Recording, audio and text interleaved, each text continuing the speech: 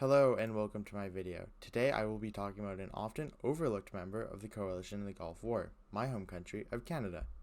Although Canada only deployed 26 aircraft and 5,000 personnel, it definitely played a significant role in the conflict and Desert Storm. Let's give a quick overview of what the Gulf War is. In late 1990, under the command of dictator Saddam Hussein, the nation of Iraq invaded the small oil-rich country of Kuwait. This sparked international condemnation, with the United States forming an international coalition of 35 countries in preparation for a war with Iraq and to defend other Middle Eastern nations from being invaded. Canada was one of the nations that had joined the multinational coalition.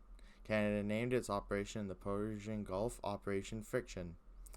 The country deployed 26 aircraft from 439 Tiger Combat Support Squadron and 416 Lynx Tactical Fighter Squadron.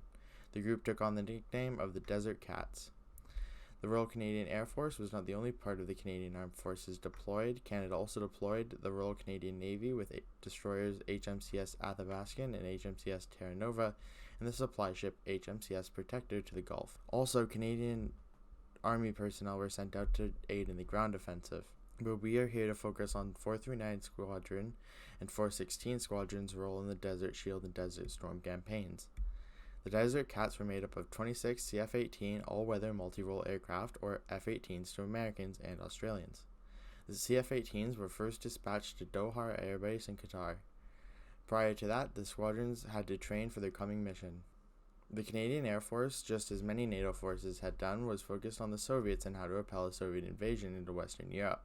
But as the news of the deployment came in, the two squadrons assigned had to switch their training on how to counter the Iraqis. One of the biggest concerns of all coalition forces in the Gulf was NBCW, or nuclear, biological, and chemical warfare, as Saddam had released chemical and biological weapons during the Iran-Iraq War in the 1980s. This meant that the Canadian pilots and the ground personnel had to be trained in NBCW tactics. Most of this training occurred in theater prior to the actual conflict between the coalition and Iraq taking place. It's about time we get to talking about the actual operations the Desert Cats took on in the Gulf. One of the primary focuses was protecting the RCN's Naval Task Force from being attacked. Another focus was on CAP, or Combat Air Patrols. Quickly, let's go into what these CAPs entailed. A two-ship, or two aircraft, would fly out from their base in Doha and fly to the assigned spot given by air tasking order teams in patrol for any Iraqi aircraft such as the aforementioned Mirage F-1 or MiG-23s. These previously described missions had a large amount of risk involved as they were flying close to both Iraqi and Kuwaiti borders.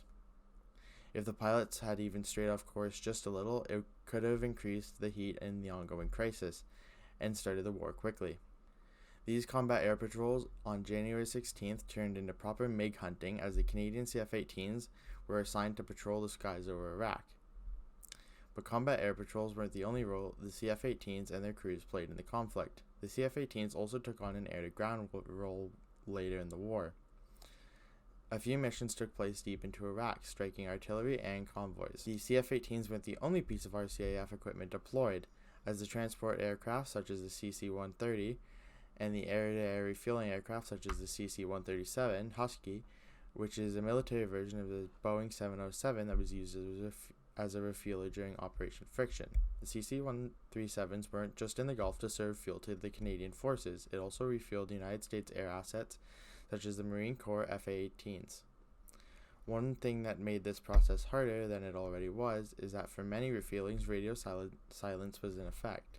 Air-to-air refueling is one of the reasons that Desert Storm went so well, as air crews did not have to focus on fuel and many aircraft's range was increased by reducing the threat of running out of fuel over Iraq or Kuwait. Operation Friction was really Canada's way to show the world that it was capable of a modern combined arms warfare and operating in an unusual environment. Just before we end, I would like to say a lot of info in this video I learned about was from the issue of Esprit de Corps about the Desert Cats. It's really informational and I suggest you give it a read. It's free on the University of Calgary's digital collection. Thank you for watching this video. Please consider subscribing as it helps these videos reach more people and the channel grow. Goodbye.